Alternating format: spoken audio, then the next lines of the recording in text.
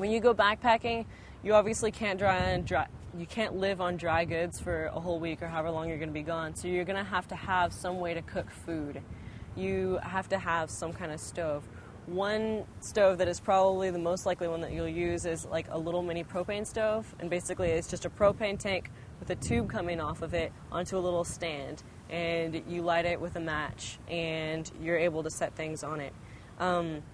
You can buy lightweight cookware such as a pot or pans or things like that, but what I found that works the best is just get a metal bowl, because you can cook on it and then you can eat on it, and make sure that you have tongs or at least a rag or something that you can hold it with so that you don't burn your hand. But really consolidating and being able to consolidate the thing that you eat out of with the thing that you're actually cooking the food in is much better. You're going to be using less water to clean it when you're done, and you're going to be conserving the food too. There's not going to be any left over in the pan that you cooked it in, because it'll all be in the same bowl.